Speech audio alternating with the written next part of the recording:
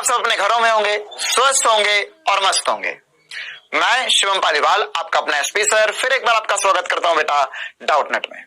तो भैया भौतिक विज्ञान में न्यूटन के गति के नियम, आज नया लेक्चर। तो भैया आज क्या डिस्कस करने वाले हैं? हमने जो पिछली क्लास में अभिलंब प्रतिक्रिया बल पे बातें करी थी, उस पर हमने काफी ज्यादा इंपॉर्टेंट चर्चा कर ली थी। उसी चर्चा को आज आगे बढ़ाएंगे। कल हमने जो बातें करी थी उसमें मैक्सिमम कंडीशंस में वस्तु स्थिर अवस्था में थी, है ना, या विराम अवस्था में थी, है ना, वो चल नहीं रही थी, गति नहीं कर रही थी। लेकिन आज हम उसे गति करवाएंगे। ठीक है, चलिए तो हम क्लास शुरू करते हैं। इस चैप्टर में न्यूटन की गति का प्रथम नियम देखा, फिर हमने बल के बारे में, संवेग के बारे में और द्वितीय नियम के बारे में चर्चा करी थी। फिर उसके बाद में हमने आवेग के साथ साथ न्यूटन का गति का तृतीय नियम देखा। क्लियर है बेटा? फिर उसके बाद में हमने मुक्त पिंड आरेख पिछली क्लास में सीखे थे, तो मुक्त पिंड आरेख की ऑब्वियस बात है अभी भी जरूरत पड़ेगी, सही है ना। और उसके बाद में ये मुक्त पिंड आरेख की जरूरत मतलब मान के चलो हमेशा हमें पूरे फिजिक्स में पढ़ना ही पढ़ना है। अगर आपको उसमें कुछ डाउट है बेटा तो क्लास कम से कम 2 से 3 बार देख सकते हो, कोई दिक्कत वाली बात नहीं है ना, कोई शर्माने वाली बात नहीं है। आप ही का वीडियो आप भले से 50 बार देखो उसे। फिर उसके बाद में अभिलंब प्रतिक्रिया बल पे और एग्जाम्पल करेंगे। फिर आने वाली क्लासेस में रस्सी में तनन के ऊपर, स्प्रिंग बल पर और छलम बल पर चर्चाएं होंगी। चलिए बेटा तो हम क्लास शुरू करते हैं। आज डिस्कस करेंगे लिफ्ट में आज डिस्कस करेंगे हम कि लिफ्ट में व्यक्ति का आभासी भार कितना होता है, संपर्क में रखी वस्तुओं की गति के बारे में चर्चा करेंगे आज। चलो तो आज सबसे पहले हम लिफ्ट के ऊपर चर्चा करना शुरू करें, उससे पहले थोड़ा सा रिवीजन कर लेते हैं। मैंने आपको क्या क्या सिखा दिया था? मैंने आपको बताया था बेटा कि अगर सबसे आसान सी बात, डब्बे पे डब्बा और डब्बे पे डब्बा रखा हो, तो यहां पर जो नॉर्मल रिएक्शन होता है, नॉर्मल रिएक्शन जो होता है ना, ये वाला रिएक्शन, यहां पर अभिलंब प्रतिक्रिया की बल की बात करें, यहां पर करें तो उसके ऊपर कितना भार है उसकी वजह से अभिलंब प्रतिक्रिया बल का मान आता है हमारे पास। साथ ही साथ हमने एक और इंपॉर्टेंट से चर्चा करी थी गुरुजी इसमें कि यहां पर अगर मेरे पास एक नत समतल पर एक ब्लॉक रखा हुआ है थीटा कोण पर, तो इसमें जो आधी नींद में भी बात याद होनी चाहिए। क्या बताया था मैंने आपको कि एक mg cos थीटा इस तरफ आता है और mg sin थीटा नत समतल के समांतर बल लगता है, और ये वाला बल नॉर्मल रिएक्शन देता है और ये वाला बल उसे आगे की तरफ बढ़ाता है, गाड़ी को आगे की तरफ। या जैसे ये ऐसा भी देखा होगा ना, मतलब मान के चलो कि अगर ब्रिज पे से गाड़ी उतर रही, गाड़ी बंद कर दो, एकदम लुढ़कती जाएगी। क्यों लुढ़कती है? mg sin थीटा की वजह से। ठीक है, तो mg sin थीटा नत समतल पे चीजों को आगे बढ़ाता है। अब हमें लिफ्ट का केस डिस्कस करना शुरू करना है। लिफ्ट का केस क्या होता है उससे पहले हम एक और छोटी सी बात करते हैं कि एक भार मापने की मशीन आती है ना, एक मशीन आती है जो भार का माप देती है, भार का मापन करती है। इसे हम इंग्लिश में वेइंग मशीन भी कहते हैं।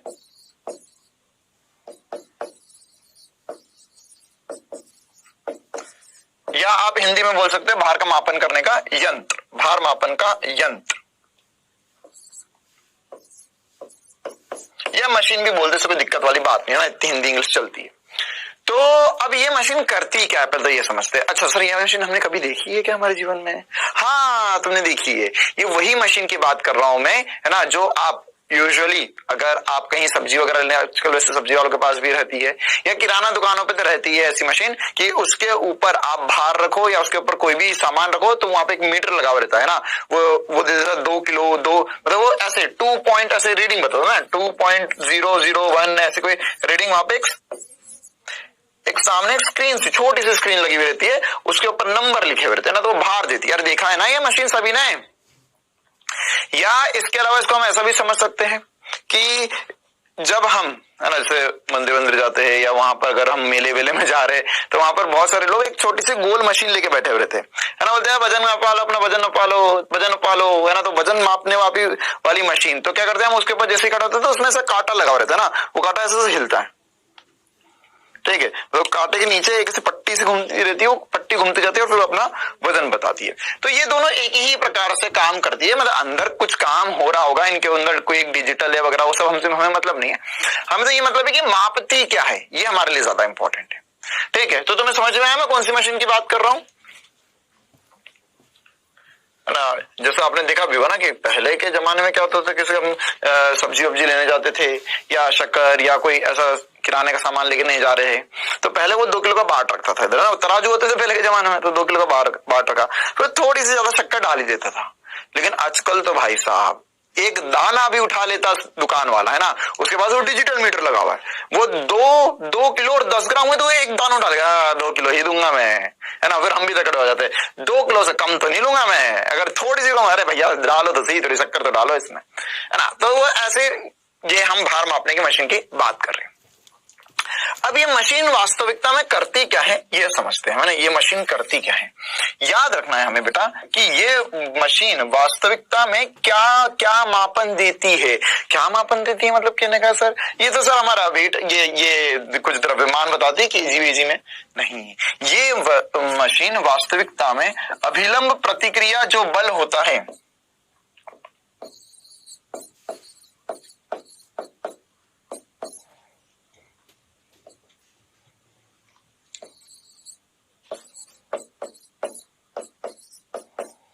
अभिलंब प्रतिक्रिया बल का माप देती है।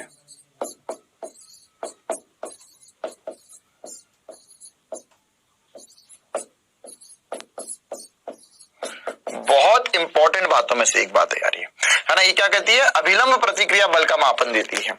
मतलब ये हमारा भार नहीं मापती, ये भार नहीं मापती, ये वाले में क्या मापती है, नॉर्मल रिएक्शन, अभिलंब प्रतिक्रिया बल माप के देती है ना। इसको हम इंग्लिश में क्या कह सकते हैं, नॉर्मल रिएक्शन माप के देती है।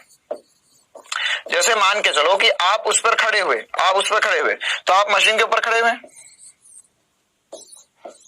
तो जैसे ही आप मशीन के ऊपर खड़े होंगे तो आप पे लगेगा नीचे की तरफ mg और ऊपर की तरफ क्या लगेगा, नॉर्मल रिएक्शन, अभिलंब प्रतिक्रिया बल। तो ये नॉर्मल का मान वो मशीन देती है।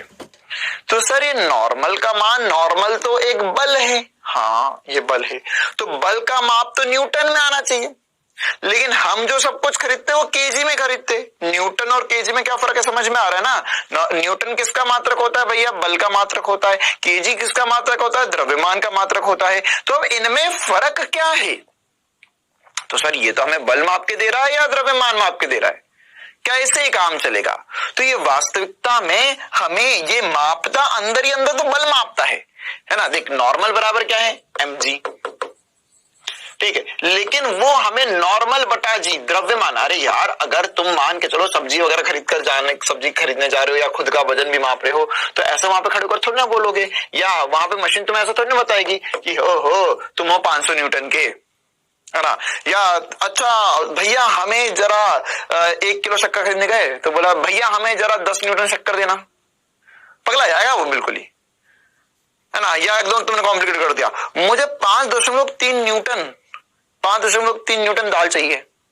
बोला भाई ये क्या आ गया, कहां से आया ये दूसरे ग्रह का आदमी लग रहा है ना। तो ये ऐसा बिल्कुल नहीं मानेंगे, क्यों, क्योंकि उन्हें केजी में सब कुछ चाहिए, ठीक है। तो वो वास्तविकता में मशीन नापती न्यूटन में, क्योंकि वो तो अभिलंब प्रतिक्रिया बल नाप रही है, बल माप रही है, तो बल माप रही है मतलब न्यूटन में माप रही है, लेकिन वो अपने आप अंदर ही अंदर जी से डिवाइड कर लेती है ना। उसके अंदर ही अंदर प्रोग्राम फिट कर दिया, मतलब उसने जैसे मान के चलो उसने मापा 500 न्यूटन, तो वो जी से डिवाइड करके 10 से 10 कट जाएगा, जी का मान 10 है, जी का मान 10 है तो 50 किलो। ओहो अच्छा, द्रव्यमान 50 किलो है ना। तो वो अपने आप माप कर, अपने आप जी से डिवाइड करके हमेशा आंसर देती है।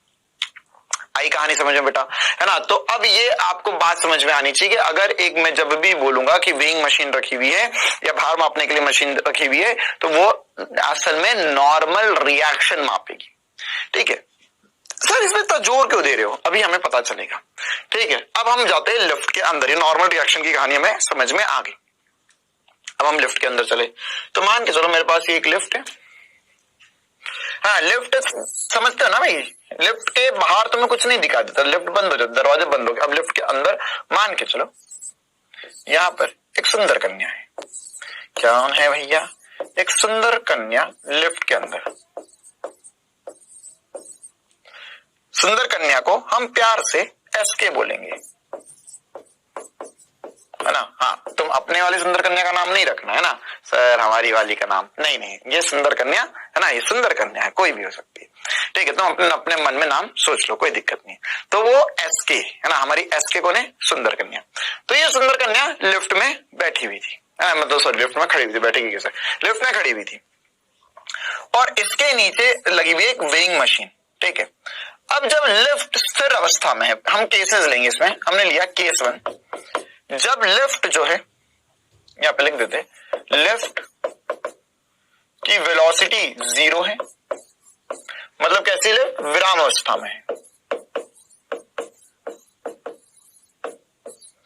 तो अगर लिफ्ट विराम अवस्था में है तो क्या होगा यहां पर, तो सर अगर लिफ्ट विराम अवस्था में है तो हमें इस पर बल देखना है और हमें हर एक कंडीशन में नॉर्मल रिएक्शन निकालना है। नॉर्मल रिएक्शन निकाल लेंगे तो नॉर्मल रिएक्शन निकालने के क्या फायदा हो जाएंगे, नॉर्मल रिएक्शन निकालने का ये फायदा हो जाएगा सर कि हम अभिलंब प्रतिक्रिया बल निकाल गए, मतलब कि हम उसका भार या उसमें कितना इफेक्टिव रीडिंग आएगी, क्या पाठ्यांक आएगा, रीडिंग को क्या बोलते हैं, पाठ्यांक।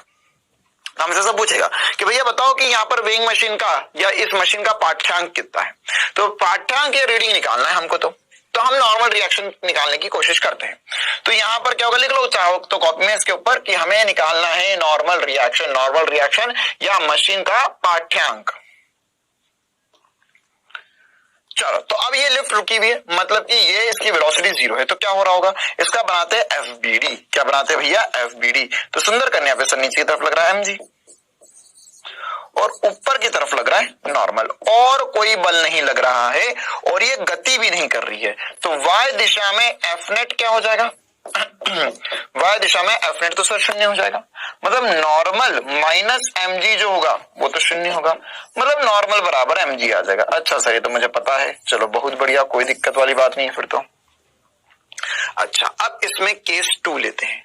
मान के चलो कि अब सुंदर कन्या ऐसी लिफ्ट में बैठी है जो लिफ्ट नियत वेग से, लिफ्ट जो है उसमें वेलोसिटी नॉट इक्वल टू 0 है, लेकिन वो नियत वेग से चल रही है।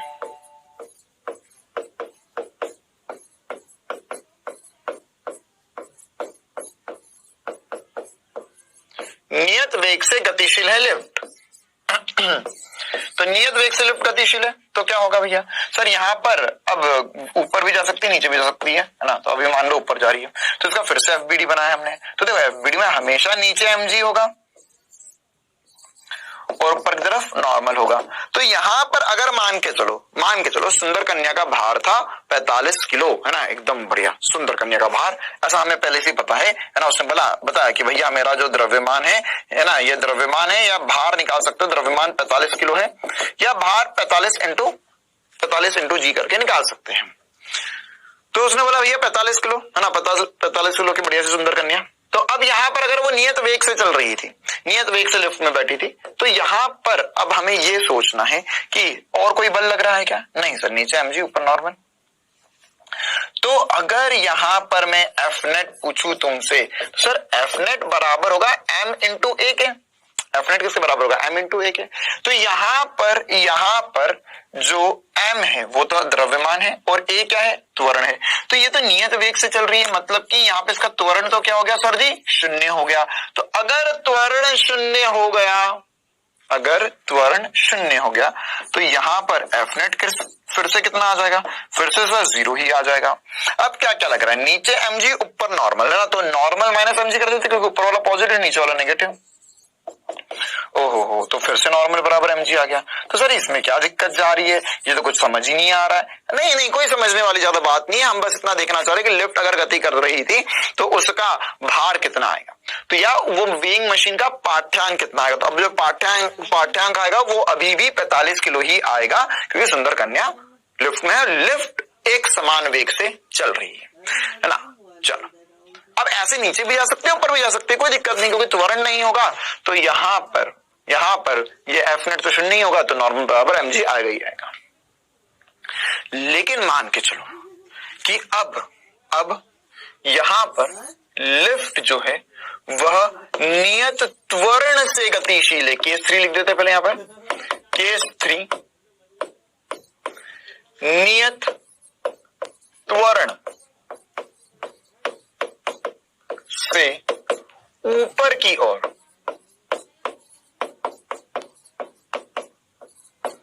गतिशील। तो सर ऊपर की ओर जा रही नियत त्वरण से, वाह भाई वाह।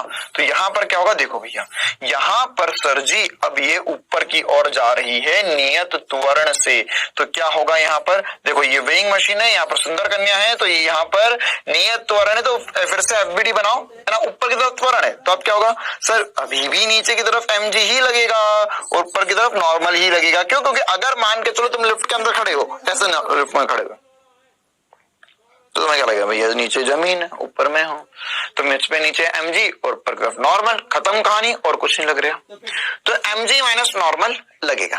अच्छा, लेकिन किंतु परंतु अब मेरी बात बहुत ध्यान से सुनेंगे, यहां पर अब हमारे पास एफ नेट शून्य नहीं है। अब जब भी ऐसा एफबीडी बनाएंगे हम जिसमें वस्तु का त्वरण हो रहा है, तो हम एफबीडी के साथ ही साथ एक एरो बना देंगे और उसमें लिख देंगे ए फॉर त्वरण। क्या लिख देंगे? ए फॉर त्वरण। ठीक है, तो यहां पर ए फॉर त्वरण हो गया है, मतलब ए फॉर एक्सेलरेशन होता है, तो ये एक्सेलरेशन ऊपर की तरफ है। तो अब क्या मैं आपसे पूछूं एफ नेट क्या होगा, तो हाँ जी सर पूछ लो एफ नेट क्या होगा, तो एफ नेट बराबर होगा ma के, और अब ए शून्य नहीं है, त्वरण शून्य नहीं है, और एफ नेट क्या होगा सर, ऊपर नॉर्मल नीचे mg, ऊपर नॉर्मल नीचे mg, तो जगह नॉर्मल माइनस mg बराबर होगा ma के, और यहां पर अब a शून्य नहीं है, तो नॉर्मल हो जाएगा mg प्लस ma। अब खुद कॉमन सेंस से सोचो पहले तो, कि अगर नॉर्मल बढ़ जाए, अभिलंब प्रतिक्रिया बल बढ़ जाए, मतलब कि उसका भार बढ़ जाएगा, बढ़ेगा ना। अब जो रीडिंग आएगी वो 45 किलो से ज्यादा आएगी। क्यों आएगी? क्योंकि नॉर्मल रिएक्शन बढ़ चुका है। तो जितने ज्यादा त्वरण से लिफ्ट ऊपर की तरफ जाएगी, उसका नॉर्मल रिएक्शन उतना ज्यादा बढ़ जाएगा। क्लियर है कहानी? तो यहां पर इसे हम चाहे तो ऐसा भी लिख सकते हैं, नॉर्मल बराबर होगा m इंटू जी प्लस ए। नॉर्मल क्या होगा? m इंटू जी प्लस ए, या फाइनली हम यहां से लिख सकते हैं सर जी कि ये जो g इफेक्टिव, क्या बोलूंगा मैं इसे, g इफेक्टिव होगा g प्लस ए के बराबर। मतलब लिफ्ट जब ऊपर की तरफ जा रही है तो यहां पर नॉर्मल रिएक्शन जो होगा वो mg इंटू जी इफेक्टिव या जी तुल्य भी बोल सकते हैं। ठीक है, तो इसकी वजह से अब जो भार है वो बढ़ गया है। तो इस कंडीशन में अगर ऊपर की तरफ गतिशील है तो हम कंक्लूडिंग लाइन लिख सकते हैं कि भार बढ़ जाएगा,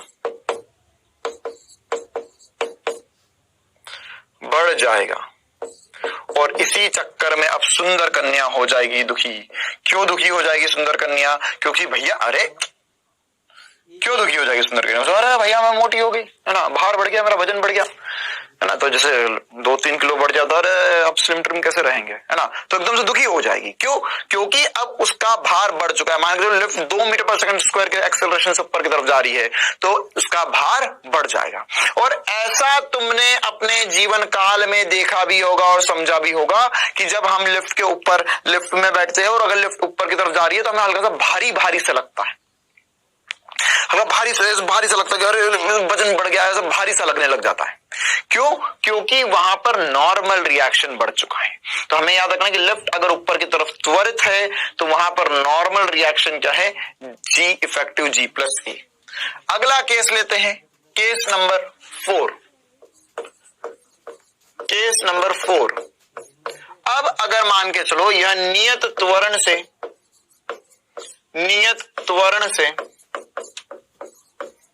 अभी क्या होता है, नियत त्वरण से ऊपर की ओर गतिशील थी, अब नियत त्वरण से नीचे की ओर गतिशील मान लेते हैं।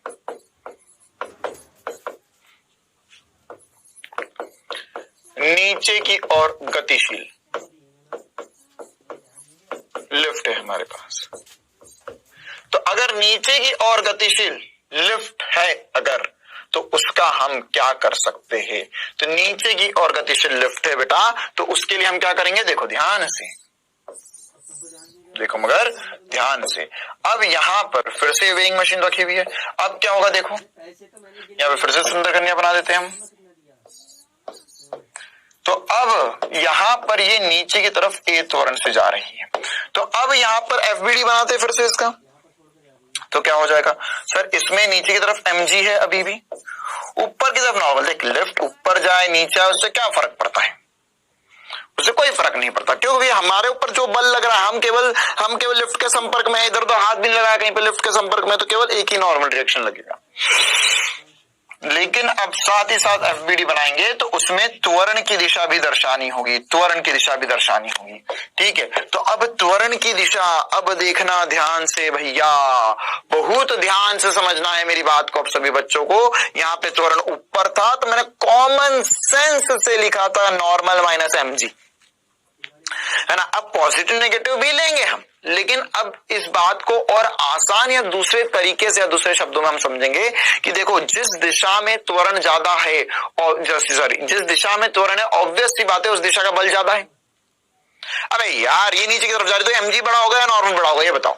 नीचे की तरफ जा रही है ना, इधर से दो आदमी धक्का लगा रहे, उधर से 3 आदमी धक्का लगा रहे, लेकिन फिर भी गाड़ी उधर ही जा रही है, तो 2 आदमी ज्यादा धक्का लगा रहे, तो कौन सा बल ज्यादा है? तो सर हम साफ लिख सकते हैं mg ज्यादा है नॉर्मल से, तभी तो नीचे की तरफ जा रही है। सर अभी तो लिफ्ट भी तो जोर वोर, अरे हमें नहीं मतलब लिफ्ट के ऊपर क्या है, लिफ्ट में रस्सी बंधी होगी, मोटर बंधी होगी, पता नहीं क्या दुनिया भर का कार्यक्रम चल रहा है।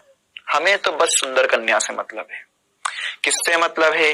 सुंदर कन्या से। लिफ्ट में जो बैठी है उसकी बात कर रहा हूं मैं, इधर उधर नहीं बहना है हमें, है ना। और बह गए तो कौन सी सुंदर कन्या? देखो mg और नॉर्मल, तो mg और नॉर्मल में कौन बड़ा है ये बताओ।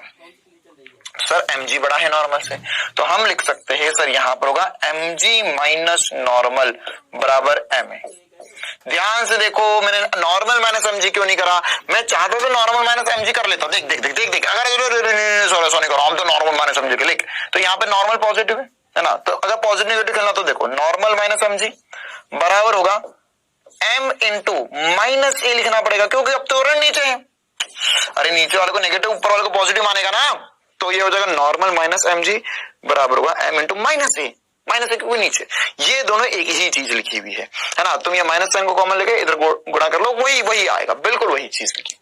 तो मैं ज्यादा आसानी से कैसे समझता हूँ ये पॉजिटिव नेगेटिव कौन कितने दिन तक जिंदगी भर में एक ही चीज में फंसे रहेंगे क्या? हम आगे बढ़ गए, हमने बोला कि भैया जिस दिशा में बल ज्यादा है उस दिशा में त्वरण होगा, तो बड़ा बल माइनस छोटा बल लिखना शुरू कर दिया हमने।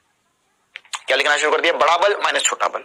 तो यहां पर क्या हो गया भैया, देखो यहाँ पे नॉर्मल की वैल्यू निकालते हैं पहले तो सर ये इसको उधर ले जाओ, ma को इधर ले आओ, तो हो जाएगा mg माइनस ma बराबर हो जाएगा नॉर्मल के, या m कॉमन ले लेंगे तो यहाँ पे हो जाएगा g माइनस ए बराबर नॉर्मल आ गया। मतलब कि अब अगर मैं तुमसे g इफेक्टिव पूछूं, जैसे इसमें g तुल्य लिखा था, तो वैसे ही अगर इसमें अगर हम आपसे g इफेक्टिव पूछे तो क्या आएगा? तो सर जी यहां पर जो g इफेक्टिव आएगा वो g माइनस ए हो जाएगा। जी इफेक्टिव क्या बोल रहा हूं मैं कि यहां पर जी अब जी नहीं है, जी की जगह और कुछ आग लग गया, जैसे यहाँ पे जी प्लस ए हो गया है, तो यहाँ पे जी माइनस ए हो जाएगा। आया समझ में, है ना। तो अब बताओ भैया यहां पर इसका जो भार है ना, जो भार है देख, ये भार बढ़ जाएगा, तो यहां पर भार घट जाएगा, है ना। ये ही भार को हम आभासी भार कहते हैं। क्या कहेंगे भैया? ये आभासी भार, ये वास्तविकता में नहीं है ना। सुंदर कन्या बेफोकट में चिंतित हो रही है कि ओ मैं मोटी हो गई क्या लिफ्ट में बैठकर, कल तो मैंने वजन ना पाता तब तो ठीक थी, है ना, थोड़े दिन पहले तक तो ठीक थी, लेकिन अब मैं मोटी हो गई हूँ क्या, है ना। तो फिर आज से फिर डाइटिंग वाइटिंग शुरू कर दी जाएगी, रोटी वोटी नहीं खाएंगे हम भैया, अब तो सर हमें पतला होना है, ऐसा कुछ नहीं होता है ना। लिफ्ट में बैठी हो इसलिए ऐसा लग रहा है, चिंतित मत हो वालिके। अब देखो यहाँ पर क्या होगा, लिफ्ट देख अभी तो दुखी हो रही थी, लिफ्ट जब ऊपर जा रही थी, अब वापस भी तो आना है, तो अब जैसे लिफ्ट नीचे आई तो बहुत खुश हो गई। क्यों खुश हो गई भैया? क्योंकि अब यहाँ पर लिफ्ट नीचे की तरफ आ रही है, तो अब उसका भार कम हो गया, मतलब थोड़े दिन पहले जितना ना पता उससे भी कम आ गया, है ना। तो बिल्कुल सही बात। तो यहाँ पर जो आभासी भार है, यहां हम लिख सकते हैं भार घट जाएगा। तो आपसे यही पूछा जाएगा आभासी भार कितना होगा। तो आभासी भार निकालने के लिए क्या करेंगे, लिफ्ट नीचे की तरफ जा रही है तो जी माइनस ए करना है, लिफ्ट ऊपर की तरफ जा रही है तो जी प्लस ए करना है। ये लिफ्ट के बहुत इंपॉर्टेंट केसेस है। क्लियर है कहानी, है ना। इसको हम प्रैक्टिकली ऐसा भी फील कर सकते हैं जब हम लिफ्ट नीचे की तरफ जाती है, लिफ्ट में बैठे हुए भी हो अगर अपनी लाइफ में भी कभी हम तो लिफ्ट में बैठे हो तो लिफ्ट नीचे की तरफ जाते हैं, हल्का हल्का सा लगता है, क्यों? क्योंकि नॉर्मल रिएक्शन कम हो गया है ना। या ऐसा सर लिफ्ट में नहीं बैठा सर, हम तो गाँव में सर, हमारे गाँव में लिफ्ट नहीं है। अच्छा चल कोई दिक्कत नहीं, गाड़ी में बैठे हो कभी, है ना, तो गाड़ी में भी जब बैठते हो और कभी मान के चलो कि रोड किसी रोड पे हम जा रहे गाड़ी वाड़ी में बस में बैठ के, तो रोड में कभी कभार क्या होता है, रोड ऐसे नीचे की तरफ घूमकर ऊपर आता है, ठीक है। तो वो बस ड्राइवर तो भैया वो तो करके एकदम से भयंकर तरीके से बस निकाल देते हैं। अब वो नहीं देखते कि बस नीचे जा रही है ऊपर जा रही है, वो एकदम स्पीड में चलने दो भैया, है ना। तो जैसे ही बस नीचे की तरफ जाती है और ऐसे बस ऊपर की तरफ आती है तो पेट में गुदगुदी सी लगने लग जाती है, गुदगुदी सी लगने। अब तो बस में तो बैठे हुए थे ना, एकदम बस में गुदगुदी लगी, क्यों? क्योंकि बस जब नीचे की तरफ जाएगी तो नीचे की तरफ त्वरित होगी, तो जब भी नीचे की तरफ त्वरण आएगा तो उस कंडीशन में क्या होगा भैया, नॉर्मल रिएक्शन कम हो जाएगा। नॉर्मल रिएक्शन कम हो जाएगा तो एकदम से हवा में उड़ जाओगे बस में थोड़ा सा तुम, ठीक है। तो यहाँ पर नॉर्मल रिएक्शन कम होगा, उसकी वजह से लिफ्ट में गुदगुदी सी लगने लगेगी, है ना, पेट में, सॉरी लिफ्ट में नहीं, पेट में गुदगुदी सी लगने लगेगी। हाँ लिफ्ट में बैठे तो लिफ्ट में भी लगेगी सी। चलो तो ये इंपॉर्टेंट से केस है ना। अब सुंदर कन्या तो बहुत खुश, है ना, सुंदर कन्या बहुत खुश, अब अपने घर चली गई। तुम्हें क्या लगा, है ना, गई, अब गई, लिफ्ट से नीचे उतरी और सुंदर कन्या चली गई। अब उसके बाद में हमने लिफ्ट का अगला केस लिया, केस नंबर 5। मान के चलो कि लिफ्ट नीचे की तरफ त्वरित हो ही रही थी, है ना, लिफ्ट नीचे की, ये बहुत इंपॉर्टेंट सा केस डिस्कस कर रहा हूं, है ना। लिफ्ट नीचे की तरफ त्वरित हो रही थी, लिफ्ट का त्वरण नीचे की तरफ, है ना, जैसा अभी सुंदर कन्या खुश होगी, तो लिफ्ट का त्वरण अगर जितना ज्यादा होगा नीचे की तरफ, जी इफेक्टिव उतना कम होता जाएगा, है ना। तो अगर त्वरण में नीचे की तरफ बढ़ाते जाऊं, लिफ्ट का बढ़ाते जाऊं तो क्या होगा, तो हर एक कंडीशन में अब आभासी भार कम आएगा, कम आते जाएगा। और अगर आभासी भार कम आ रहा है तो ऐसा लगेगा वाह भाई और हल्का। लेकिन सर मैं ए का मान कितना बढ़ा सकता हूं, तो जैसे मान के चलो ए का मान बढ़ाते जी के बराबर कर दिया, ठीक है, जी के बराबर कर दिया। तो यहां पर अब हम लेकर आए रामलाल को। अब भैया सुंदर कन्या तो चली गई, घर चली गई अपने, अब लिफ्ट में बैठा रामलाल। तो रामलाल जैसे ही लिफ्ट में बैठा फिर से बीइंग मशीन लगे, अरे ये क्या चल रहा है यहाँ पे, है ना, उसको पता ही नहीं कि अपन एक्सपेरिमेंट कर रहे थे, है ना। तो रामलाल आ गया भैया, बड़ी नाक का रामलाल।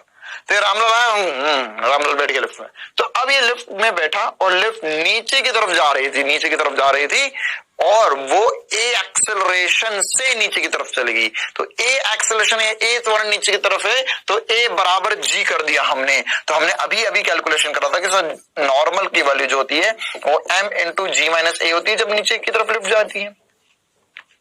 तो यहां पर n में अगर मैंने जी ए की जगह जी रख दिया तो जी माइनस जी हो गया। ओहो ये तो शून्य आ गया। इसका मतलब क्या हुआ, अगर यह शून्य आ गया इसका मतलब क्या हुआ, इसका मतलब यह हुआ कि इसका नॉर्मल रिएक्शन खत्म। पूरे आने वाली फिजिक्स में ये बात आपको ध्यान रखने की, जब भी किसी भी सतह पर से नॉर्मल रिएक्शन अभिलंब प्रतिक्रिया बल शून्य हुआ, मतलब क्या हुआ, संपर्क टूट गया। अरे तुम अभी यहां पर हो ना, यहाँ पे खड़े हुए हो, है ना, तो यहाँ पे खड़े हुए तो तुम पे ऊपर की तरफ नॉर्मल रिएक्शन लग रहा है। अब मान लो तुम उछल गए, तो जैसे ही उछलोगे तो तुम जमीन से अलग हो गए, तो नॉर्मल रिएक्शन लगना बंद, है ना। तो जैसे अगर मान के चलो तुम ऐसे चलते भी हो, कैसे चलते हैं हम सर, एक पाँव इधर एक पाँव इधर, तो देख जैसे ही पहला पाँव, है ना, जैसे ही पहला पाँव अपने जमीन पर रखा, दूसरा पाँव जमीन से उठाया, अरे चल के देखो, रोज ही चलते हैं। तो फिजिक्स के तरीके से फील लेके चलो थोड़ा सा। तो यहाँ पर अगर पाँव इधर रखा और पीछे वाला पाँव ऊपर उठा लिया ना, अभी उठाया मैंने, मानो ईमानदारी वाली बात, कैमरे से नीचे मेरे पैर थोड़ा ना दिखेंगे, तो यहाँ पर मैंने पैर ऊपर उठाया हुआ, तो पैर जैसे ही मैं ऊपर उठाऊंगा तो क्या हो जाएगा, उधर वाले से एक पैर से नॉर्मल रिएक्शन खत्म हो गया। अब मेरा पूरा जो भार है वो एक ही पैर संभाल रहा है, ठीक है। फिर और आगे चला मैं, और अरे सर कहाँ जा रहे हो, चलो रुक जाते हैं। तो यहाँ पर जैसे जैसे हम आगे बढ़ते हैं तो एक एक पैर उठाएंगे तो वहां पर नॉर्मल रिएक्शन कम होता जाता है, ठीक है। या ऐसा कभी कभार मान के चलो कि हम गाड़ी वाड़ी में बैठे हुए और एकदम से बहुत बड़ा स्पीड ब्रेकर आया, या ऐसे वो नीचे रोड जो है, रोड ऐसा घुमावदार बन गया है, तो उसी कहानी लेते एकदम से लगता है ना, अरे भैया हम तो हवा में उड़ गए। हवा में क्यों उड़ गए, वहां पे नॉर्मल रिएक्शन खत्म हो गया। ठीक है, तो यहां पर अब रामलाल का कोई भार नहीं देगी मशीन, मशीन का जो पाठ्यांक आएगा है ना, यहां पर इस कंडीशन में जो जी इफेक्टिव हो गया है हमारा, वो जी इफेक्टिव 0 हो गया है, और जो मशीन का पाठ्यांक आएगा,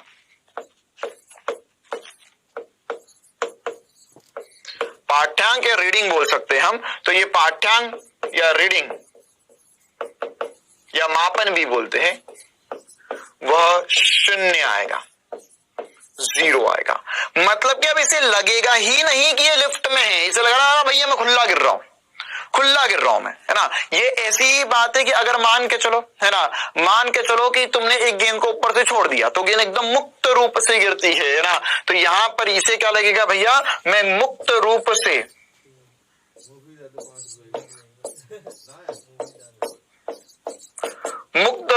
गुरुत्व के अधीन गति कर रहा है ये।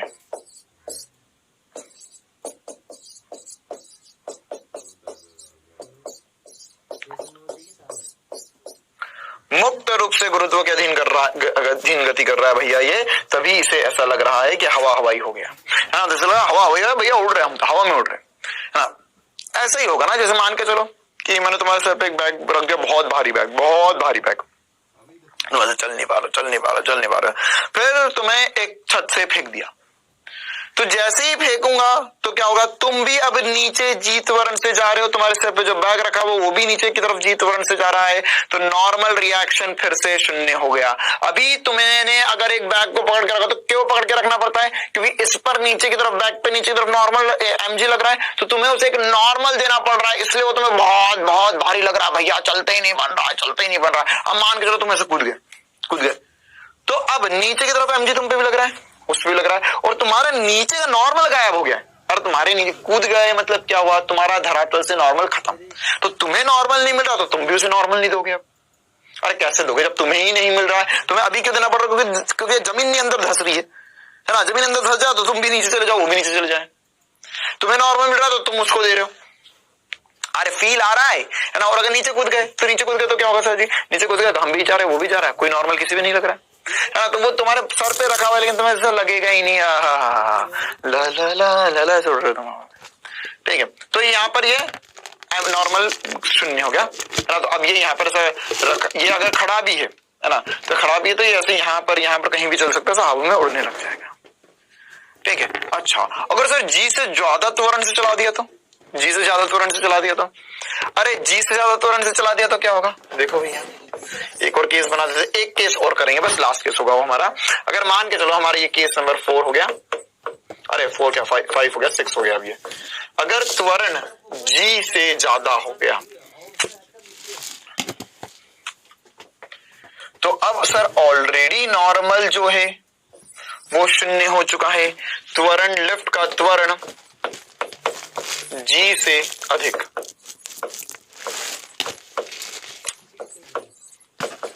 तो यहां पर अगर लिफ्ट का त्वरण जी से अधिक हो गया तो अब ये जो रामलाल है, देख रामलाल अधिकतम, है ना, ध्यान से सुनना, अगर तुमने किसी भी चीज पर कोई भी बल नहीं लगा रहे हो और मुक्त रूप से छोड़ दिया है तो तुम्हारा अधिकतम त्वरण जो होगा वो जी होगा, जी से ज्यादा त्वरण नहीं हो सकता, जी से ज्यादा त्वरण नहीं हो सकता। क्या बोल रहा हूं मैं, बिल्कुल रियल प्रैक्टिकल फील वाली बात बोल रहा हूं कि तुम्हारा त्वरण नीचे की तरफ जी से ज्यादा कभी नहीं हो सकता।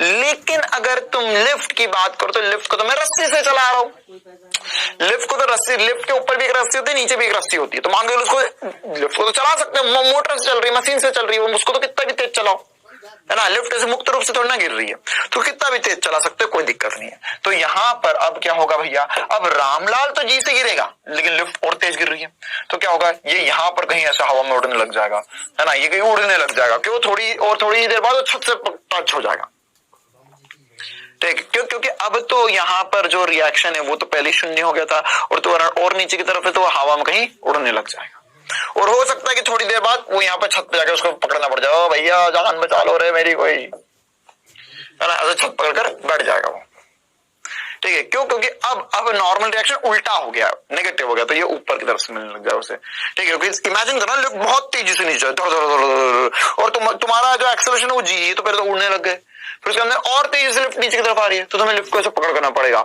है ना, तब जाके तुम लिफ्ट के साथ नीचे जा पाओगे। ठीक है, अच्छा ऐसा वैसे ये वाला केस आया नहीं है कभी नीट में, हमने ऐसे ही डिस्कस कर लिया। चलो यार आखिरी केस डिस्कस कर लेते हैं हम, लास्ट केस। मुझे उम्मीद है भैया ये सारे चीजें आपको बहुत इंपॉर्टेंट और बढ़िया तरीके से, इंपॉर्टेंट है और बढ़िया तरीके से समझ में आई होगी। छठा हो गया, सातवां केस। मान के चलो कि लिफ्ट नीचे की ओर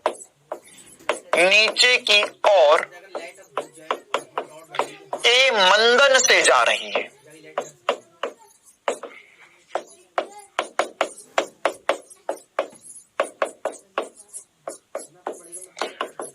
लिफ्ट नीचे की ओर ए मंदन से गतिशील है। इसका मतलब क्या हुआ, देखो ये लिफ्ट है, ये ध्यान समझना, गति तो नीचे की तरफ कर रही है लेकिन इसका मंदन है ना, तो इसका मतलब क्या हुआ है, बस इसका मतलब समझा दो मुझे।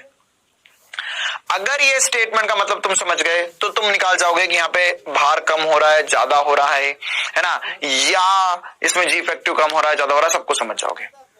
जल्दी से बताओ क्या होगा यहाँ पे, सोचो। तो सर अगर यहाँ पर लिफ्ट जो है वो ए मंदन से गतिशील है तो यहाँ पे नीचे, पहले तो नीचे की ओर है, अब मंदन होगा। अगर त्वरण नीचे है या ऊपर है, बस ये सोचना है। तो सर अगर त्वरण नीचे हो गया तो इसमें इसकी चाल बढ़नी चाहिए थी, वेग बढ़ना चाहिए, लेकिन लिखा हुआ है ए मंदन से, तो इसका जो त्वरण है वो वास्तविकता में ऊपर है, बस और कुछ नहीं सोचना है। अगर त्वरण पता चल गया ऊपर की तरफ है तो नॉर्मल ऊपर की तरफ के लिए लिखते हैं सर हम mg प्लस ए। मैंने डायरेक्ट कैसे कर दिया, क्योंकि ये जो केस है, ये जो हमने पीछे केस पढ़ा था है ना, ये जिसमें सुंदर कन्या दुखी हो गई थी, केस नंबर 3, उसी के जैसा है। ठीक है, तो ये समान है,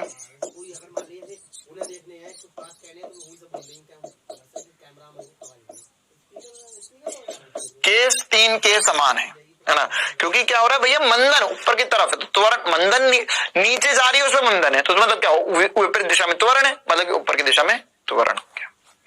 ठीक है, तो इस पे ऐसे सवाल आ सकते हैं, है ना। एक आधा छोटा सा सवाल कर लेते हैं ताकि हमें बस जितना हमने पढ़ा वो सब कुछ समझ में आ जाए। ये बताओ कि जब सुंदर कन्या सुखी हो रही थी, मतलब खुश हो गई थी सुंदर कन्या, है ना, अरे सर सुंदर कन्या आंख मार रही है, थोड़ी सी आंख ठीक कर देते इसकी।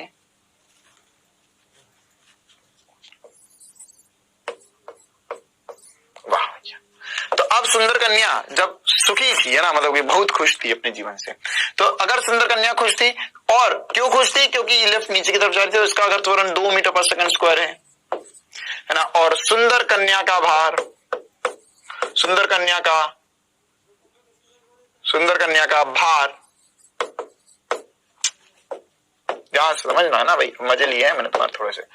सुंदर कन्या का भार 500 न्यूटन है, 500 न्यूटन है, तब गतिशील लिफ्ट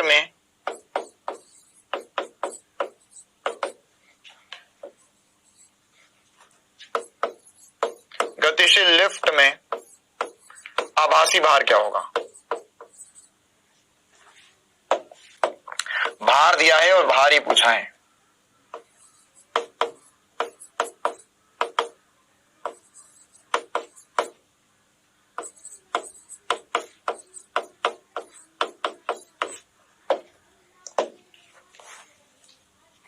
चमका कुछ, क्या बोल रहा हूं मैं, कि लिफ्ट में हमें बोला है कि सुंदर कन्या का जो भार है वो 500 न्यूटन है। सुंदर कन्या का भार कितना है, 500 न्यूटन है ना। अब लिफ्ट अगर, है ना, तो ये भार नॉर्मल, अगर कुछ नहीं बोला मतलब कि वो नॉर्मल कंडीशन में भार है।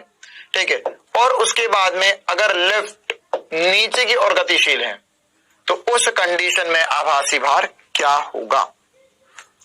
ठीक है, चलो तो समझते हैं हम कंडीशन को। तो सर नीचे की तरफ है तो हम लिख सकते हैं सीधे सीधे कि आभासी भार मतलब नॉर्मल, ये हो जाएगा mg माइनस ए। तो सर कोई दिक्कत वाली बात नहीं है, हम लिख देंगे ये m इंटू जी इफेक्टिव कितना होता है, जी का मान 10 मान लेते हैं, बोला नहीं, चलो लिख देते हैं हम, जी का मान 10 है।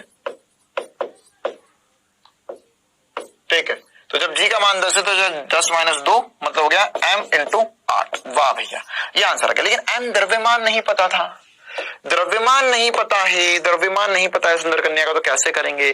तो सुंदर कन्या का द्रव्यमान निकालना पड़ेगा। हाँ बेटा बिल्कुल निकालना पड़ेगा। कैसे निकालेंगे, सोचो रे सोचो, कैसे करे? तो सर सुंदर कन्या का द्रव्यमान निकालने के लिए हम क्या कर सकते? देखो ध्यान से, सुंदर कन्या का द्रव्यमान निकालने के लिए हम यहाँ पर भार दिया है ना, तो नॉर्मल कंडीशन की बात करते है ना, तो हमें बोला हुआ है कि नॉर्मल कंडीशन में अगर मतलब कि जब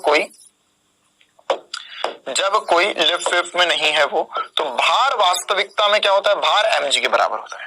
तो वहां से m निकाल के यहाँ रखना पड़ेगा, देखा थोड़ी सी चालाकी से, m निकाल के यहाँ रखना पड़ेगा, देखा थोड़ी सी चालाकी। तो क्या 500 बराबर m इंटू जी का मान होता है 10। अच्छा 50 किलो वाली सुंदर कन्या थी, तो 50 का मान यहाँ पे उठा के रख दो, तो 50 इंटू 8, ठीक है। तो ये हो जाएगा यहाँ पर कितना हो गया भाई? 5 8 40, तो 400 न्यूटन आभासी भार होगा।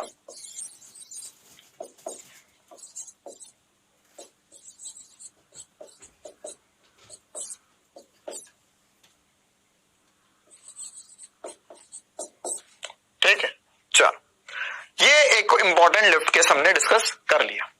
अब हम आगे बढ़ते हैं और संपर्क में रखी वस्तुओं की गति की बात करते हैं ना। संपर्क में अगर वस्तु रखी हुई है तो उनकी गति क्या चक्कर है? देखो अब हमने लिफ्ट खत्म कर दी। अगर पुराना समझ में आ गया तो अब आगे वाला बहुत आसान है। मान के चलो कि यहां पर एक ब्लॉक था M1, दूसरा ब्लॉक था M2, ठीक है। तो ये दोनों रखे हुए हैं और ये दोनों विरामावस्था में, तो कोई दिक्कत वाली बात नहीं है। लेकिन अगर हमने इस पे बाह्य बल F लगाया, क्या लगाया?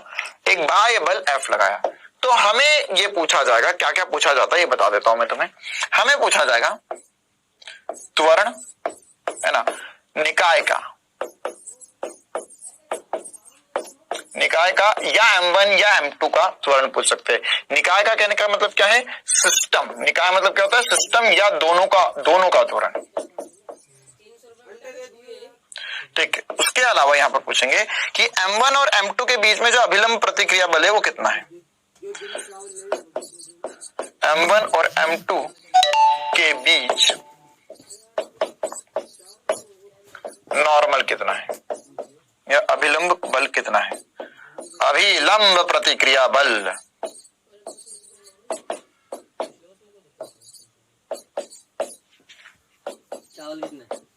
चलो सोचो कैसे करेंगे सर, क्या सोचना है? एफबीडी बना लो, बिल्कुल सही है ना। अब हम इनका एफबीडी बनाने वाले हैं। अब ध्यान से समझना, अगर मैं M1 M2 की बात करूं तो ऑब्वियस सी बात है सर, अगर इस पे बल लग रहा है तो इस पे बल लग रहा है, तो मैं लगा रहा हूं बल M1 पर, मैं M1 पर बल लगा रहा हूं। तो अगर M1 पर बल लगा रहा हूं तो M1 M2 पर बल लगा रहा है और दोनों साथ में चल रहे, दोनों साथ में चलेंगे। सबसे इंपॉर्टेंट जो पहली बात हमको समझना है कि दोनों का त्वरण A होगा, इस तरफ होगा और समान होगा। मतलब M1 का भी त्वरण वही होगा, M2 का भी त्वरण वही होगा और दोनों का मिलाकर भी त्वरण वही होगा, एक ही त्वरण से आगे गति करेंगे। सबसे पहली बात जो समझना थी।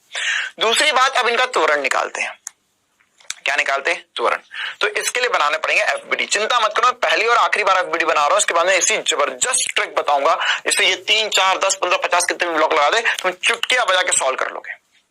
चलो अभी तो हम एक बार पहले बेसिक एफबीडी से समझते हैं, है ना। मुक्त पिंड आरेख बनाना पड़ेंगे। तो पहले ये फोटो फिर से बना रहा हूं मैं ना, M1 के बारे में सोचते हैं। तो सर M1 पे एक बल इधर लग रहा है ना, और कहां से M1 पे बल लग रहे होंगे देखना, ध्यान सोचना। अगर मान के चलो M1 जो है वो M2 को, देख मैंने धक्का लगाया M1 को, तो M1 जो है वो धक्का लगाएगा M2 को। तो M2 को जब मिलेगा फोर्स, M2 को मिलेगा जब फोर्स ना, M2 को मिलेगा बल, तो M2 मुड़कर भी M1 पे बल लगाएगा। न्यूटन की गति का तृतीय नियम। तो इन दोनों के बीच में एक नॉर्मल रिएक्शन आएगा एन, जो जितना M1 M2 पर लगाएगा उतना ही M2 M1 पर लगाएगा। तो ये एक नॉर्मल रिएक्शन इस तरफ लगेगा M1 पर। नहीं आया समझ में? अरे देख बेटा, अगर मान के चला, अगर तूने उसको, अगर किसी भी चीज को धक्का नहीं लगाएगा कभी, डब्बे लाओ इनके लिए। देखो अगर मान के चलो ये एक डब्बा है, इसके आगे को डब्बा था, तो अब मैं इस डब्बे को धक्का लगा रहा हूं, इस डब्बे को मैंने धक्का लगाया, तो धक्का लगाऊंगा तो मेरे हाथ पर भी तो कुछ बल लगेगा ना। कैसे सर? ट्रिंग उड़ गया डब्बा, ऐसा नहीं होगा ना। मैं जब धक्का लगाऊंगा तो अगर किसी भी चीज को धक्का लगा तो हमें भी तो जोर लगता है ना। अगर 2 डब्बे 50-50 किलो के रखे हुए, ऐसा जाओगे क्या? ऐसा कर दोगे क्या जाकर? नहीं ना। तुम जब उस पर धक्का लगाओगे तो वो विरोध करेगा और वो तुम पर भी एक धक्का लगाएगा। तो मालूम है तुम्हें, एक नॉर्मल रिएक्शन बनाते नहीं है, लेकिन वो वास्तविकता वो कोई नहीं बनाता, लेकिन वास्तविकता में लग रहा है। देख, तू जब M1 पे बल लगाएगा, ध्यान सुनना, अब तू जब M1 पे बल लगा तो M1 भी तुझ पे एक बल लगाएगा। क्यों? प्रतिक्रिया बल। प्रतिक्रिया बल, तो उसी प्रतिक्रिया बल को ओवरकम करने के लिए तो ज्यादा बल लगाना पड़ेगा ताकि M1 चल जाए। आई बात समझ में? ये वैसा ही कंडीशन है जब हमने डब्बे पे डब्बा रखा था। डब्बे पे डब्बा रखा था तो जो एक नीचे वाला डब्बा था उस पे वो सबका भार मिला के नीचे दे रहा था, तो ग्राउंड भी उसे ऊपर की तरफ दे रहा था। तो यहां पर अब M1 पर और कोई बल लग रहा है क्या? हाँ, M1 पे 2 बल और लग रहे हैं, एक बल और लग रहा है, सॉरी, हाँ सॉरी 2 ही लगेंगे। एक M1G नीचे की तरफ लग रहा है और एक ऊपर की तरफ N1 लग रहा है। ठीक है, चलो अब इसका FBD बनाते हैं। FBD तो क्या होगा? यहां पर एक फोर्स आगे की तरफ है बल, अच्छा सर। एक बल नीचे की तरफ है M1G, अच्छा जी सर। एक बल ऊपर की तरफ है N1, अच्छा जी सर। एक बल है नॉर्मल पीछे की तरफ, ओहो सर। अब इसमें त्वरण किस दिशा में होगा? कॉमन सेंस से सोच के बताओ जरा। त्वरण ये ऊपर जा रहा है, नीचे जा रहा है, दाएं जा रहा है, बाएं जा रहा है, कहां जा रहा है?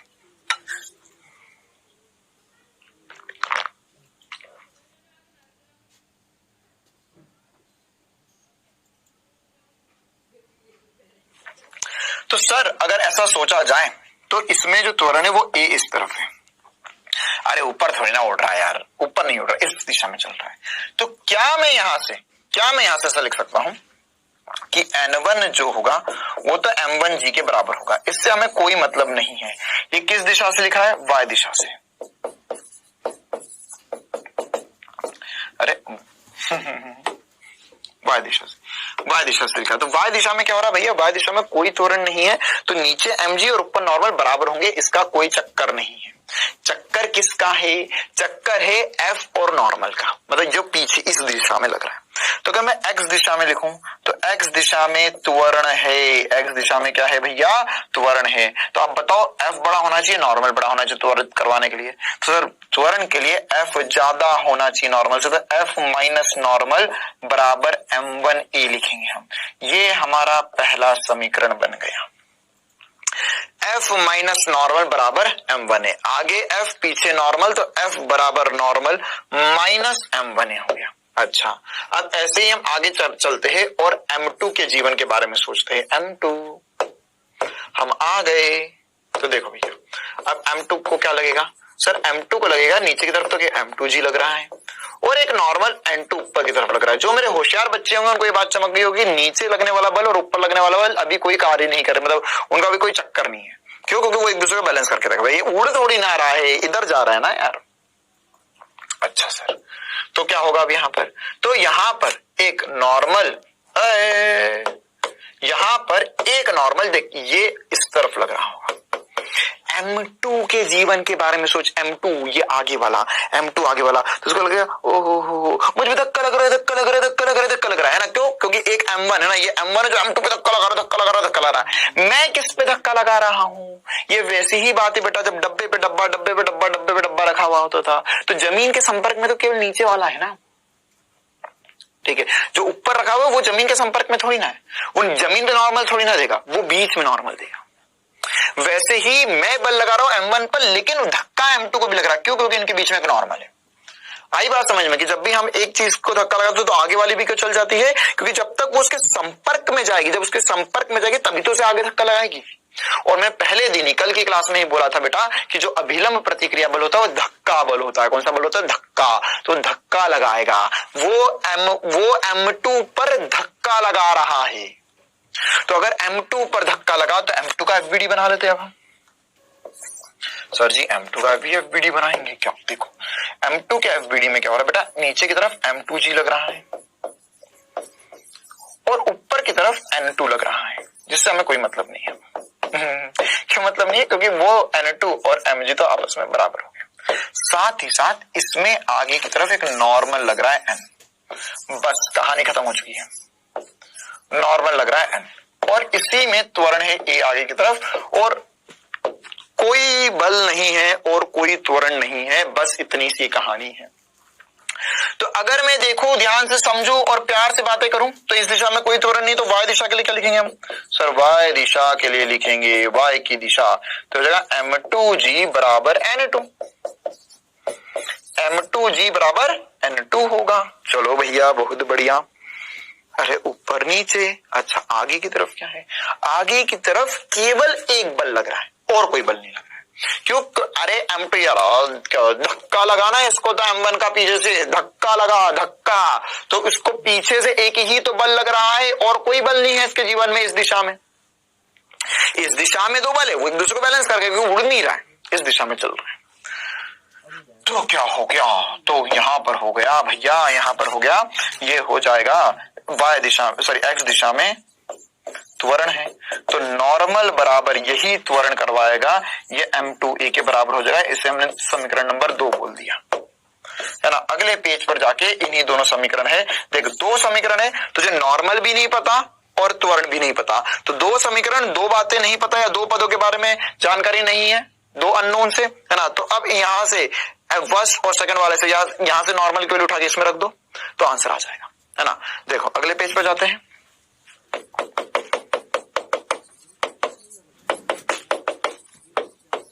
चाहो तो इन दोनों को जोड़ दो, मुझे जोड़ना अच्छा लगता है, तुम्हें कोई दिक्कत नहीं, तुम नॉर्मल की वैल्यू उठा के रखो, तो ये दोनों कट जाएंगे, ये आ जाएगा f बराबर m1 plus m2 into a, तो यहां से त्वरण का मान आ गया f बटा m1 प्लस m2। इसी प्रकार से अगर मैं नॉर्मल का मान देखूं, तो अगर मैं दूसरे समीकरण से निकाल लूं तो ज्यादा आसान है, ये होगा m2 इंटू a, पहले से भी निकालोगे वही आएगा, तो जाएगा m2 into f upon m1 plus m2। बहुत खूबसूरत तरीके से हमने पूरी कहानी को समझा। क्लियर है कहानी? तो ये नॉर्मल रिएक्शन दोनों के बीच में, अभिलंब प्रतिक्रिया बल दो डब्बों के बीच में आएगा। बहुत ज्यादा इंपॉर्टेंट सी बात है ना, इससे जुड़े कुछ सवाल करते हैं हम ना। और जो शॉर्ट ट्रिक मैं बताने जा रहा हूं, वो शॉर्ट ट्रिक उन्हीं बच्चों के लिए है या उन्हीं के लिए बहुत कारगर सिद्ध होगी जिसने ये पूरी जो पुरानी बात अभी जो मैंने बताई वो बहुत बढ़िया तरीके से देखी, समझी और जानी।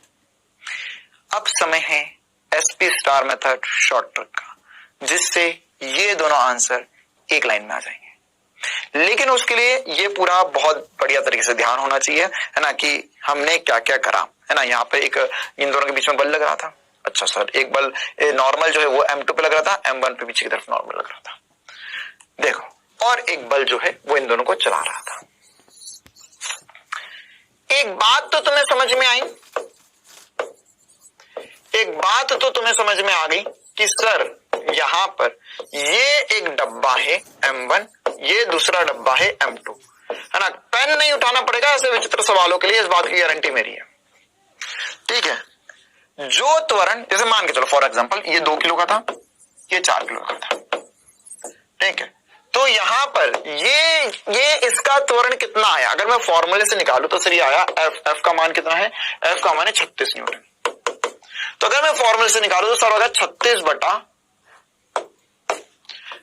बटा 2 किलो प्लस 4 किलो। चलो सुंदर अक्षरों में लिख देते हैं,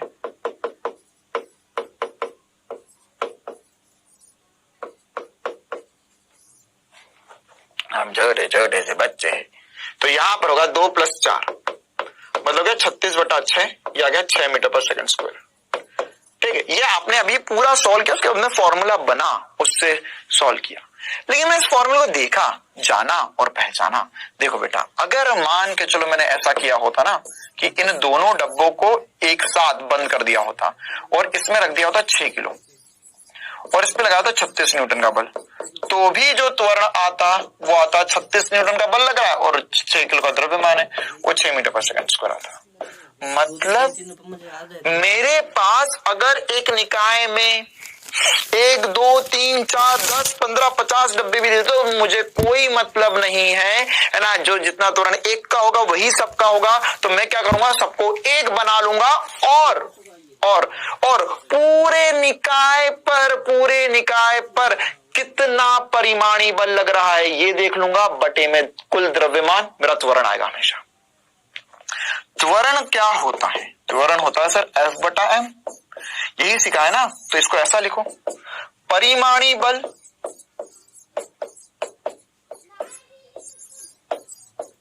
बटे में कुल द्रव्यमान, कुल द्रव्यमान, बस कहानी खत्म। क्लियर है? अच्छा, तो सर अब ऐसे N2 के लिए क्या शॉर्ट ट्रिक है? N2 के लिए ये शॉर्ट ट्रिक है, देखो त्वरण निकाल लो सबसे पहले। अब सोचो कि N2 कहां कहां लग रहा है। सर N2 नहीं, N नॉर्मल रिएक्शन की कहानी। तो नॉर्मल रिएक्शन किसके लिए लग रहा है? सर नॉर्मल रिएक्शन जो M1 है उसे रोक रहा है आगे जाने से और M2 को चला रहा है। किसको चला रहा है? M2 को चला रहा है। तो अगर ये M2 को चलाएगा, किसको चलाएगा? M2 को चलाएगा। तो अगर मैं केवल M2 की जिंदगी में झांक कर देखूं, M2 की जिंदगी में झांक कर देखूं, तो M2 की जिंदगी में, रुको मुझे पता है थोड़ा सा एकदम से अटपटा लगेगा तुम्हें, लेकिन ध्यान से सुनना। अगर मैं M2 की जिंदगी के झांक के सोचूं तो उस पे एक बल लग रहा है नॉर्मल, मुझे इसका त्वरण पता चल गया है। जो त्वरण ये था, जो त्वरण पुराना था, वही त्वरण इसका भी था। तो मैं यहां से लिख सकता हूं कि N का मान हो जाएगा M2 इंटू त्वरण। सर वो तो सीधे ही सोच लिया और त्वरण का मान उठा के रख दो, यहां पर जो निकलेगा वो उठा के रख दो, आंसर आ जाएगा। वही तो बनाया था M2 इंटू ए, ये FVD से बनाया था, लेकिन अभी मैंने कॉमन सेंस से बनाया। यार M2 को कौन चला रहा है? M2 पे तो बस एक ही धक्का लग रहा है। तो नेट फोर्स अपॉन में total mass is the key to success. जैसे इस पे सवाल कर लेते हैं हम, देखो भैया है ना, पेन नहीं उठाएंगे, पेन नहीं उठाएंगे, बड़े आराम से सवाल कर ले जाएंगे। यहाँ पे बोला है हमारे पास कि एक 2 किलो, एक 5 किलो, है ना, 2 किलो का एक द्रव्यमान है, ये 2 किलो का द्रव्यमान है और ये 5 किलो का द्रव्यमान है। अच्छा, ये सवाल वाला तेज बन रहा है, इसे क्या पता, हमारे पास तो SP स्टार मेथड है। द्रव्यमान के 2 गुटकों को घर्षणहीन सतह पर, अभी हम जो भी पढ़ रहे सब घर्षणहीन है, मैं आपको कल ही बता दिया था बेटा, है ना, सतह पर परस्पर संपर्क में रखा जाता है। एक बल F बराबर 35 न्यूटन, कितना बल लग रहा है? 35 न्यूटन का बल लगाया गया। तो दोनों गुटकों के मध्य संपर्क बल ज्ञात कीजिए। यदि M द्रव्यमान पर लगाया यही बल अगर कैपिटल M द्रव्यमान पर लगाया जाए तो संपर्क बल क्या होगा, है ना। तो देखो ये पहली कंडीशन है। तो अगर मैं यहां पर देखूं तो इसमें मैं सबसे पहले त्वरण लिखूंगा, कोई दिक्कत वाली बात नहीं है, त्वरण लिखूंगा। तो ये त्वरण आ जाएगा सर F नेट अपॉन में M टोटल। तो F परिमाणी कितना है? 35 न्यूटन का बल लग रहा है। देख अभी आसान है, इधर से एक बल उधर से इधर से भी एक बल लगा लो भैया, उधर से भी धक्का लगा ले, क्या फर्क पड़ता है रे, परिमाणी बल निकलने का है। और यहां पर हो जाएगा 2 + 5, मतलब चाहे जो हो जाए 7 मीटर प्रति सेकंड स्क्वायर का त्वरण आएगा। अरे रे 5 मीटर प्रति सेकंड स्क्वायर का त्वरण आएगा। अरे 7 होगा, 7 और ऊपर 35, तो 5 का त्वरण आया। अब ये सोचो अगर इनके बीच संपर्क बल निकालने का है अपन को, तो 5 किलो वाले द्रव्यमान को वास्तविकता में 35 न्यूटन वाला किस पे लग रहा है? 2 किलो पर। तो 5 किलो वाले को कौन चला रहा है? तो सर अगर मैं 5 किलो वाले के लिए सोचूं, किसके लिए सोच रहा हूं मैं? 5 किलो वाले के लिए सोच रहा हूं, तो उस पे एक नॉर्मल रिएक्शन लग रहा है। परिमाणी बल बराबर होगा द्रव्यमान गुणा त्वरण के। तो हमें देख दोनों का त्वरण पता चल गया है, 2 किलो का भी, 5 किलो भी। तो यहां पर अब नॉर्मल रिएक्शन जो हो जाएगा 5 इंटू त्वरण आया है 5, मतलब हो गया 25 न्यूटन का। खत्म, कहानी खत्म हो गई रे। क्या सोचा है, कहां लगे हो चक्कर में, कोई नहीं हमारी टक्कर में। तो यहां पर 25 न्यूटन बिना FVD बिना कुछ करे हमने सॉल्व कर दिया। कुछ और भी कह रहा था ये मूर्ख, ये बोल रहा है कि यदि कैपिटल M द्रव्यमान पर संपर्क बल क्या होगा। अच्छा, अगर यदि बल कैपिटल M पे लगा जाए, मतलब सेकंड केस देख रहे थे, केस 1 हो गया हमारा। सेकंड कंडीशन में कहना चाह रहा है कि सर अगर आपने यहां पर ये 2 किलो वाला रखा, ये 5 किलो वाला रखा है, ठीक है। अब आपने बल उधर से लगा दिया, किधर से लगा दिया? इधर से लगा दिया। कितना लगा दिया? 35 न्यूटन का। अच्छा, तो अब संपर्क बल क्या आएगा? अब संपर्क बल क्या आएगा? तो ऑब्वियस ही बात है, अब तो ये इस तरफ चल रहा है, ये नॉर्मल हो जाएगा। तो त्वरण तो चाहे जो हो जाए 35/7 ही होगा कुल द्रव्यमान, अरे दोनों को मिला के वो तो अभी भी 5 मीटर पर सेकंड स्क्वायर ही होगा। लेकिन अब अगर मुझे संपर्क बल ज्ञात करना है, क्या ज्ञात करना है? संपर्क बल। तो संपर्क बल मैं कैसे ज्ञात कर सकता हूं? देखो 2 किलो, अब जो नॉर्मल रिएक्शन है वो किसको चला रहा है? नॉर्मल रिएक्शन किसको चला रहा है? अब सर नॉर्मल रिएक्शन 2 किलो वाले को चला रहा है। किसको चला रहा है? 2 किलो वाले को चला रहा है। तो अगर ये 2 किलो वाले को चला रहा है, किसको चला रहा है? 2 किलो वाले को। तो मैं लिखूंगा नॉर्मल बराबर, देख इसके जीवन के बारे में सोच बस, इस पे एक ही बल लग रहा, एक ही बल लग रहा है। कौन सा लग रहा है भैया? एक आगे नॉर्मल, और कोई बल नहीं लग रहा है। तो ये हो जाएगा द्रव्यमान गुणा त्वरण। तो इसका द्रव्यमान है 2 किलो, त्वरण है 5, आंसर आ गया 10 न्यूटन। क्यों? क्योंकि इसको 5 मीटर पर सेकंड स्क्वायर के त्वरण से चलाने के लिए केवल 10 न्यूटन अभिलंब प्रतिक्रिया की बल, अभिलंब प्रतिक्रिया बल की जरूरत है ना। इसके जीवन के बारे में सोचा, एक बल आगे, तो बल बराबर होता है मास इंटू एक्सेलरेशन। बस इससे ही हमने सारी कहानी कर दी। एक आखिरी सवाल कर लेते हैं बस, फिर क्विज के रूप में एक दो सवाल आपके लिए, 2 से नहीं आज तो 3 करेंगे, है ना। देखो मान के चलो कि यहां पर M1, M2, M3 5 kilo, 2 kilo, 3 kilo के डब्बे रखे हुए हैं। इस पे इधर से लग रहा है, इधर से लग रहा है 100 न्यूटन का बल, और इधर से लग रहा है 50 न्यूटन का बल। आपको त्वरण ज्ञात करना है, त्वरण ज्ञात कीजिए। ओ भैया 3 डब्बे रख दिया, अब तो हम डर गए। नहीं डरना है बालक, नहीं डरना है। त्वरण के लिए क्या इसके लिए एफबीडी बनाएंगे? बिल्कुल नहीं, हम लिखेंगे एफ नेट बटा एम टोटल। बस ये सोचो सर, 100 न्यूटन इधर से लग रहा है, ऐसे 3-4 बल बना सकता था मैं ना। 100 न्यूटन इधर से लग रहा है, 50 न्यूटन इधर से लग रहा है, तो एफ नेट जो हो जाएगा वो हो जाएगा 100 माइनस 50, मतलब 50 बटे में 5 प्लस 2 प्लस 3, मतलब ये हो गया 50 बटा 10, मतलब 5 मीटर पर सेकंड स्क्वायर त्वरण आ गया। कहानी खत्म, चुटकी बजाते सवाल खत्म। क्लियर है? अरे एक बल इधर से लग रहा है, एक बल इधर से लग रहा है, तो परिमाणी बल निकालते कितना होगा? वही निकाला 100 माइनस 50, और बढ़िया तरीके से मैंने आंसर कर दिया। क्लियर है बेटा? चलो तो जल्दी से तैयार हो जाओ, 2 से 3 सवाल आपकी तरफ आ रहे क्विज के रूप में। क्विज का पहला सवाल आपके सामने, एक मनुष्य का स्थिर लिफ्ट तथा नीचे की ओर त्वरित लिफ्ट में भारों का अनुपात 3/2 है, तब लिफ्ट का त्वरण ज्ञात कीजिए। तब लिफ्ट का त्वरण जल्दी से बताइए भैया क्या आएगा?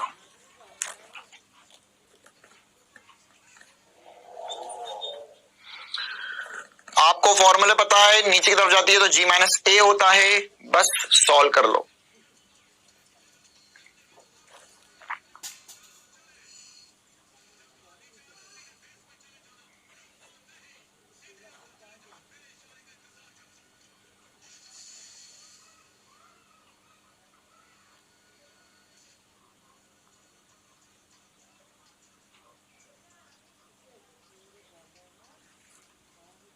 चलो भैया time up, time up, time up, time up. कैसे करेंगे?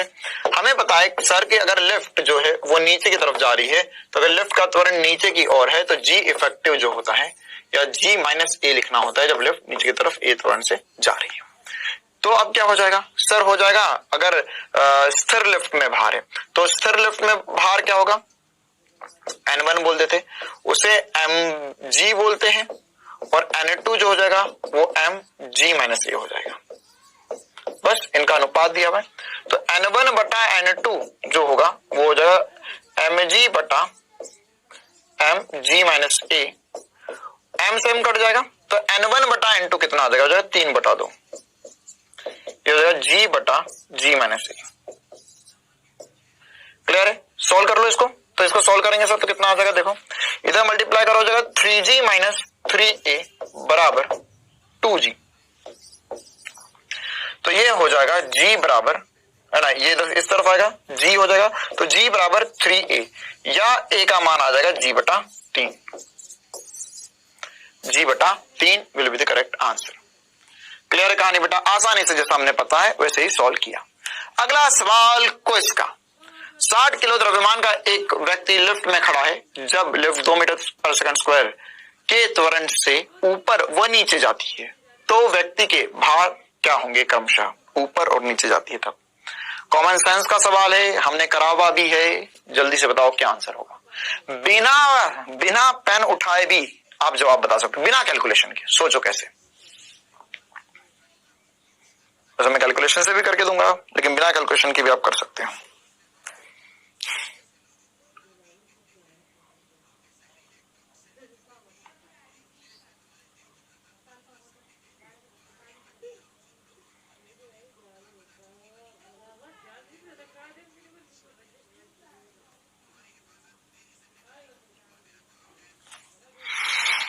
चलो भैया, time up time up time up. 60 kilo का द्रव्यमान है ना। अब देखो 60 किलो का है तो इसका भार 600 होगा, है ना। ध्यान से समझ, मैं पेन नहीं उठाऊंगा, मैं ऐसे सॉल्व कर दूंगा।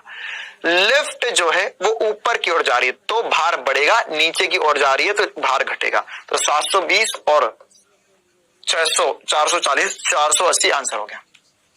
यही आंसर आएगा। कैसे कर दिया मैंने, क्योंकि मुझे पता है जब लिफ्ट ऊपर की तरफ जाती है तो भार बढ़ेगा, लिफ्ट नीचे की तरफ जाएगी तो भार घटेगा। 600 से ज्यादा होना चाहिए, कम होना चाहिए, आंसर आ गया हमारा। चलो कर देते हैं, सरान चौटे बच्चे है, कर दो मैं सॉल्व। देखो केस 1, जब लिफ्ट नीचे की ओर जा रही है तो त्वरण कितना है भैया, ऊपर की ओर जा रही है। तो हमें पता है नॉर्मल होता है सर mg प्लस a, तो कितना हो जाएगा, ये हो जाएगा द्रव्यमान कितना है, द्रव्यमान है 60 इंटू 10 प्लस 2, 10 प्लस 2 गया 12, तो क्या 60 गुणा 12 तो हो जाएगा 720 न्यूटन। केस 2 देख लेते हैं ऐसे। केस 2 में क्या हो जाएगा सर, नॉर्मल बराबर हो जाएगा mg माइनस a, तो m द्रव्यमान कितना है 60 इंटू ये कितना हो जाएगा 10 माइनस 2 तो क्या 8, तो 60 गुणा 8 मतलब 480।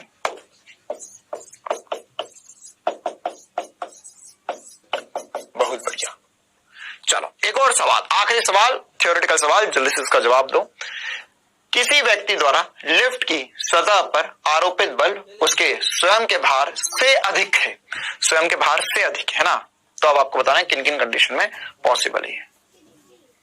जब लिफ्ट ऊपर की ओर मंदित हो, ऊपर की ओर त्वरित हो, नीचे की ओर मंदित हो, नीचे की ओर त्वरित हो। 4 केसेस है, बनाओ क्या क्या होगा, कब भार अधिक होगा। मतलब जी इफेक्टिव ऊपर की तरफ होना चाहिए ना, जी प्लस ए होना चाहिए।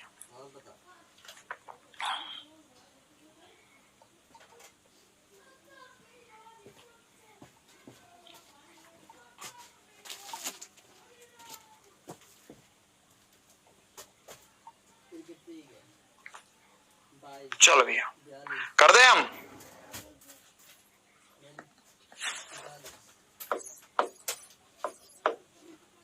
देखो अगर लिफ्ट ऊपर की ओर मंदित हो तो ऊपर जा रही है और मंदन के साथ, मतलब जी ए इसका नीचे की तरफ है। अरे समझे, ऊपर जा रही है, ऊपर की ओर मंदित हो मतलब ऊपर जा रही है और मंदन के साथ जा रही है, मतलब त्वरण तो नीचे की तरफ हो गया।